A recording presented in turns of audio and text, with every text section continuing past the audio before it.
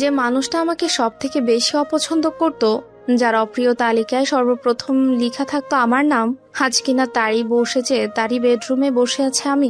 জীবন কতটা বৈচিত্র্যময়, তাই না?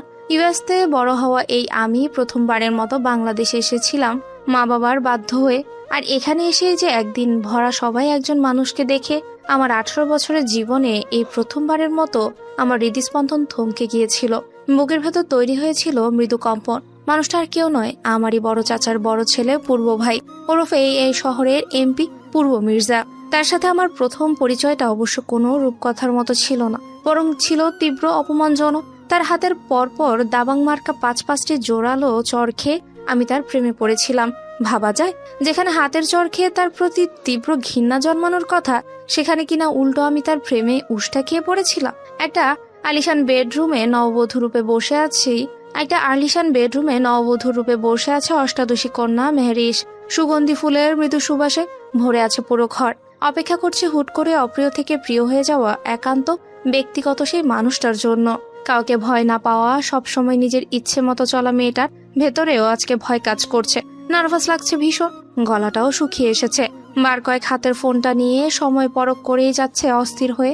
রাত 12টা বেজে ঠিক 46 মিনিট। এখানে এসে বসার সময় পেরিয়ে গেছে প্রায় 2 ঘন্টা। লোকটা এখনো আসছে না কেন তাহলে? এবার ওর ভাবনার ইতি ঘটে দরজার সামনে কারো পদচারণ শব্দ। সেই শব্দে আরো গুটিয়ে যায় মেহরিশ। ঝড়সড় হয়ে বসলো বিছানার উপর। ঠিক তখনই দরজা খুলে প্রবেশ করলো কেউ। মুহূর্তেই ভুরু ভুরু করে সেই পরিচিত মাদকীয় নেশালো করা পারফিউমের ঘ্রাণটা এসে মেহরিশের নাকে আটকায়। নাক টেনে টেনে গভীর করে শ্বাস টানলো মেহরিশ। চেহারা না দেখেও বুঝতে দেরি হলো না এই পরিচিত পুরুষালী পারফিউমের ঘ্রাণটা আসলেই কার। অফ হোয়াইট রঙা পাঞ্জাবি পরা সুঠাম দেহের মানুষটা ভেতরে ঢুকে কোনো কথা না বলেই বিছানার সামনে থাকা কাউচে গিয়ে বসলো আচমকা। ভীষণ স্বাভাবিক নির্লিপ্ত ভঙ্গিতে এই শরীরটা এলিয়ে দিল সেখানে। এক হাত ছড়িয়ে রাখলো কাউচের উপর, আর অন্য হাতের আঙ্গুলটা ঠেকালো পুরুষালী ওই ঠোঁটের কাছটায়। তো তোর এখনো বউ খেলার স্বাদ মেটেনি? আকস্মিক গম্ভীর ভারী পুরুষালী আহেন বাক্যদয়ে ভীষণ চমকে ওঠে মেহরিশ। এটা চরম বিস্ময় নিয়ে বলে ওঠে, মানে? সঙ্গে সঙ্গে বসে থাকা সেই মানুষটার ঠোঁটের কোণে ফুটে ওঠে বড্ড তাচ্ছিল্যের হাসি। লোকটাকে এর আগে কোনোদিন হাসতে দেখেনি মেহরিশ। মেয়েটা ভীষণ অবাক হয়ে চেয়ে থাকে সেদিকটায়। লোকটা আগের মতোই নির্লিপ্ত ভঙ্গিতে বসে থেকে ধীর স্বরে বলল, আমি তো বাংলাই বলছি। এতদিন তো ভালোই বুঝলি বাংলা, এখন বিয়ের খুশিতে কি সেটাও ভুলে গেছিস নাকি? কথাগুলো ঠিক ধারালো সূচের মতোই গিয়ে বিঁধল মেহরিশের নাজুক অন্তর্করণে। তবুও নিজেকে সামলে নিয়ে পরক্ষণে মাথা থেকে ঘুমটা টেনে খানিকটা সরালো। চোখ দুটো বিস্ময়ে বড় বড় করে আওড়ালো। আপনি হঠাৎ আমার সাথে এভাবে কথা বলছেন কেন? আমি আপনার বিয়ে করা বউ, এভাবে তুই তুকারি করতে পারেন না আমায়। মুহূর্তখানেক নীরবতা চলল সেখানটায়। লোকটা তখনও আগের ন্যায় সম্পূর্ণ ভাবলেশীন হয়েই বসে আছে। ঠোঁটের কোণে তাচ্ছিল্যের রেস্ট এনে গাম্ভীর্যতায় বলল, বিয়ে মাই ফুড। তোর মতো মেয়ে আমার বেডরুম পর্যন্ত এসে পৌঁছাতে পেরেছিস, এটাই তোর 7 জন্মের ভাগ্য। ওই ভাগ্যকে সেলুট করা উচিত তোর। এখন যা, রুম থেকে বের হ। I said get lost out. আপনার সমস্যা কি? এমন করছেন কেন? নাটক পেয়েছেন সবকিছু? জোর করে আমায় আটকে রেখে জোর করে বিয়েও করেছেন, তাহলে এখন এভাবে ঘর থেকে বের করে দিচ্ছেন কেন? তাহলে বিয়ে বা করেছেন কেন আপনি? হাহ, তুই কি ভেবেছিস আমার ইমেজ নষ্ট করে এভাবে পার পেয়ে চলে যাবি? তোর এতটা ইজি মনে হয় আমাকে? এতটা সহজ শান্ত ভোলাবালা মনে হয় আমায়? মেরিসের কপালে ভাঁজ পড়লো কয়েকটা স্তর। এটা আশ্চর্যে হতবাগ হয়ে থেমে থেমে বলল, মানে আপনি জাস্ট ইমেজ বাঁচাতে আমায় এভাবে জোর করে বিয়ে করেছে? পূর্বেবার একটু সোজাসুজি হয়ে বসলো। মেরিস এতক্ষণে খাট থেকে নেমে গেছে। কাতরতা কৌতূহল মিশ্রিত চোখে চেয়ে আছে তার দিকে। পূর্ব ঘা ভাসালো না সেসবে। উল্টো কপট রাগ দেখিয়ে বড্ড স্বাভাবিক গলায় বলল, তো তোর কি মনে হয় তোকে ভালোবেসে তোর সঙ্গে লুতুপুতু প্রেম সংসার করার জন্য তোকে আমি বিয়ে করেছি? হ্যাঁ, প্রেম সংসার ওসব অ্যাটলিস্ট আমার সঙ্গে যায় না। বড্ড বেমানান লাগে রে। উপচে আসা কান্নাটুকু গলা ধারণ করে গিলে নিজেকে সামলালো মেহরিশ। ওরই ভুল হয়েছে, ভীষণ বড় ভুল। যে কিনা সামান্য দু চোখে ওকে সহ্য করতে পারে না, তার থেকে এত কিছু কিভাবে এক্সপেক্ট করার মতো বোকামো করলো? অত অবুঝ বাচ্চা তো নয়, সবকিছু বোঝার মতো ক্ষমতা ওর আছে। তাহলে কিভাবে লোকটার কথায় তখন বোকার মতো কাজ করলো? কেন লোকটার কিছু বাক্যে বাবা মায়ের হাত ছেড়ে চলে আসলো লোকটার সঙ্গে? এটা কি ওর ভুল নয়? চোখ দুটো বুঝে নিজেকে শক্ত করলো মেরিস।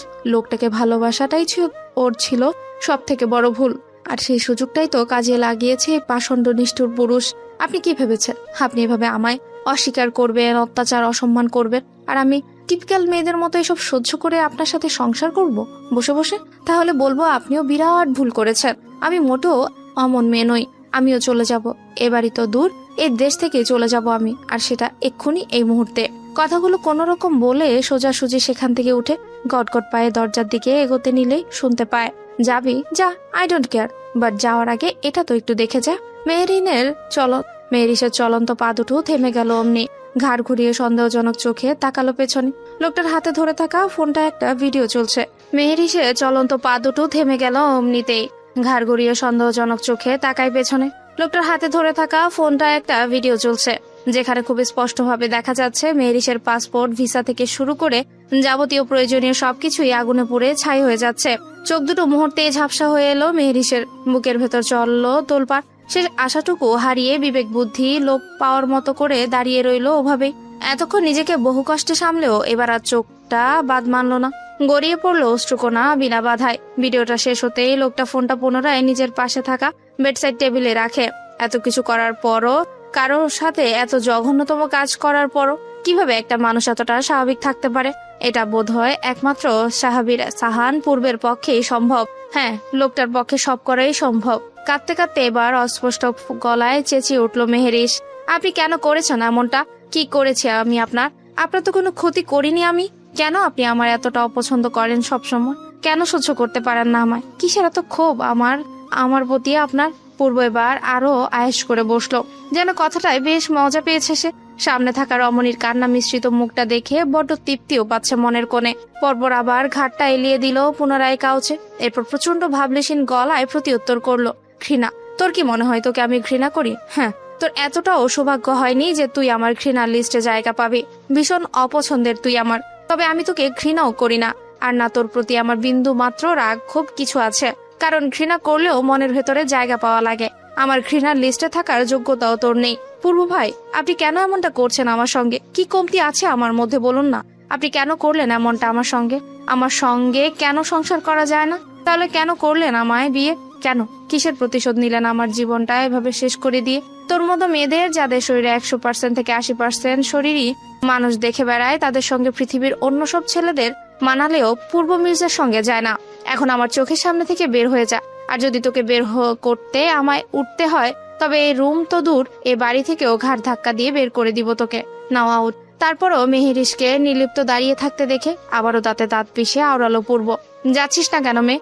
খুব তো বড় বড় কথা বলতি, নিজের সেলফ রেসপেক্ট দেখাতি। এত কিছুর পরও আমার সামনে দাঁড়াতে লজ্জা লাগছে না তোর?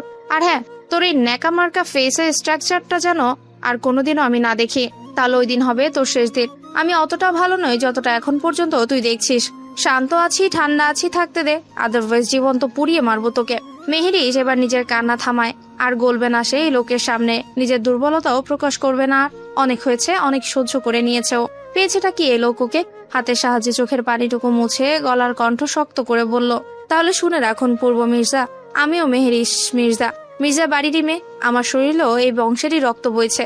আমি আজ এই মুহূর্তে আপনায় কথা দিচ্ছি, একদিন এই আপনি আমার পেছনে ঘুরঘুর করবেন, আফসোস করবেন, তবে সেদিন অনেক দেরি হয়ে যাবে।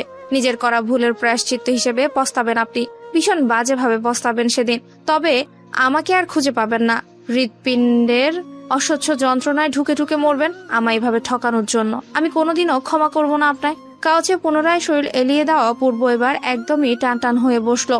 জিভ দিয়ে গাল ঠেলে ভ্রুকুচকে পরিহাসের স্বরে বলে তৎক্ষণাৎ, এই বাংলা সিনেমার ডায়লগ শিখেছিস কোথা থেকে? কোন সিনেমার ডায়লগ রে এটা? বেস্ট লেগেছে, আমাকে নামটা বলে যা, একবার আমিও ট্রাই করে দেখি। মেয়েরিসের মন চাইছে পাশে থাকা ফ্লাওয়ার ভেসটা দিয়ে পূর্বের মাথাটা ফাটাতে, তবে আপাতত নিজের ইচ্ছেটুকুকে ধামাচাপা দিয়ে হিসিস করে বের হতে হতে দরজার সামনে থাকা ফ্লাওয়ার ভেসটা ইচ্ছাকৃতভাবে ফেলে দিয়ে হনহন করে চলে গেল সেখান থেকে। পেছনে বসে থাকা পূর্ব মেয়েটার প্রস্থানের দিকে চেয়ে দাঁতে দাঁত পিষে হিসিস করে আওড়ালো, বেয়াদবের বাচ্চা। নিজের ভারাক্রান্ত ছিন্ন ভিন্ন হয়ে থাকা বনটাকে নিয়ে কোনো মতে শাড়িটা হাতে সামলে ধূপধাপ পা ফেলে সিঁড়ি বেয়ে 3 তলা থেকে সোজা 2 তলা নিজের রুমে চলে আসে মেহেরিস। রুমে ঢুকেই সশব্দে দরজাটা বন্ধ করে দিল। কয়েক সেকেন্ড নিঃশব্দে দাঁড়িয়ে রইল সেভাবেই। হৃদয়ের ব্যাগতিক টালমাটাল অবস্থা এখনো ঠিক বুঝে উঠতে পারছে না সে। তাই তো এই মাত্র কি হলো ওর সঙ্গে? তারপর হঠাৎই ধুম করে দরজার সঙ্গে পিঠ ঠেকি নিচে বসে পড়ে মেয়েটা। নিজেকে আর ধরে রাখতে পারলো না সে। বাইরে যতই শক্ত থাকার ভান করুক না কেন, ভেতরে ভেতরে সে যে ভেঙে গুড়িয়ে গেছে, একদম নিঃশেষ হয়ে গেছে। যতটা ভাঙলে নিজেকে আর খুঁজে পাওয়া যায় না, ঠিক ততটাই ভেঙে গেছে ও। জীবনে এই প্রথমবার কারো কাছ থেকে এতটা অপমান, এতটা ভৎসনার শিকার হলো যে বুকের ভেতরটা মোচড় দিয়ে উঠছে বারংবার। মানুষটাকে তো সত্যি ভালোবেসেছিল, সেটাই কি তাহলে ওর ভুল? ভালোবাসা কি তাহলে এত বড় অপরাধ? কেন করলো মানুষটা তার সঙ্গে এমন? কি এমন ভুল ছিল? কোথায় কমতি ছিল ওর মধ্যে? মাথার ভেতর একের পর এক প্রশ্ন ঘুরপাক খাচ্ছে কিলবিল করে, কিন্তু কোনো উত্তরের দেখা নেই। মুখে দুহাত চেপে ডুকরে কেঁদে উঠে মেহরিশ। কান্নার শব্দ যেন বাইরে না যায়, সে চেষ্টাতেই আরো বেশি করে গলা আটকে আসছে। শ্বাস নিতে কষ্ট হচ্ছে ওর, বুকটাও ভারী হয়ে উঠছে। চোখের পানি থামার কোনো নামই নেই যে, একটার পর একটা অশ্রুবিন্দু গড়িয়ে পড়ছে গাল বেয়ে, ভিজিয়ে দিচ্ছে শাড়ির আঁচল। ও কি সত্যি এতটাই খারাপ? নিজেকে নিজে প্রশ্ন করে উঠল মেহরিশ। আচ্ছা, এর আগে কোনোদিন কি এভাবে কেঁদেছিল মেহরিশ? কেঁদেছিল বোধহয় যেদিন ওর কিডন্যাপের খবরটা জানতে পেরেছিল। সেদিনই নিজের জীবনের নতুন এক ট্যাগ লেগে গিয়েছিল যে, কোনো কিছু না করেই না হয়েও দিব্যি কলঙ্কের ট্যাগ বয়েছিল ওর শরীরে। ফ্ল্যাশব্যাক, সেদিন ছিল ইরার জন্মদিন। সবাই মিলে ছাদে সেই দিনটা ছোট্টখাট্ট পরিসরে উদযাপন করছিল ওরা। ইরা হলো ওর ফুপি আলেয়া বেগমের মেয়ে। সেদিন সবার জোরাজোরিতে বাধ্য হয়ে মেহরিশ পরেছিল এক সাদা রঙের গ্রাউন্ড ড্রেস। সামলে কোনো রকম ছাদে কেক কাটার পর্ব চুকোতেই অস্বস্তিতে ড্রেস পাল্টাতে কোন রকম দ্রুত নিচে নেমে এসেছিল। রুমে ঢুকে কাবার্ড হতে কমফোর্ট নাইট ড্রেস নিয়ে তাড়াহুড়োয় ওয়াশরুমে ঢুকে সাদা কালো কম্বিনেশনের হালকা ফিটিং শার্ট ও সেই সঙ্গে একই প্রিন্টের প্যান্ট পরেই বেরিয়ে আসে ওয়াশরুম হতে। হাতে থাকা ফোনটা চার্জে লাগায়, পরপর বেরিয়ে পুনরায় হাঁটা ধরে সিঁড়ির দিকে। রুম থেকে বেরিয়ে সিঁড়ির দিকে এগোতেই তৃতীয় তলার অন্ধকার কোটায় হঠাৎই কারো চাপা কণ্ঠস্বর শুনতে পায় মেহরিশ। ওর অজান্তেই পা দুটো নিজে নিজেই সিঁড়ির রেলিং এর পাশে এসে বরফ হয়ে দাঁড়ায়। এদিকটায় পূর্বের রুম, এপাশ দিয়ে উঠতে হয় বাড়ির ছাদে। এই মুহূর্তে পূর্বের রুমের ভেতর থেকে একটা শব্দ আসছে। দরজাটা ভেরানো থাকায় মাথা সামান্য কাত করে কান পেতে শোনার চেষ্টা করে মেহরিশ। ঠিক সেই মুহূর্তে দরজার আড়াল থেকে ভেসে আসে তীক্ষ্ণ ধারালো কর্কশ সেই কণ্ঠস্বর। এই গল্পের পরবর্তী অংশের লিংক কমেন্ট বক্সে পিন করে দেওয়া হয়েছে। সবাই লিংকে ক্লিক করে এই গল্পের পরবর্তী অংশ দেখুন। আর সবাই আমাদের চ্যানেলটিকে সাবস্ক্রাইব করে পাশে থাকবেন। আর যারা এখনো কমেন্ট বক্সে লিংক পাননি, একটু অপেক্ষা করুন। এই ভিডিওর ওপরে গল্পগুলো ভেসে উঠবে, সেখান থেকে ক্লিক করে গল্পগুলো দেখে নিতে পারবেন। ধন্যবাদ সবাইকে।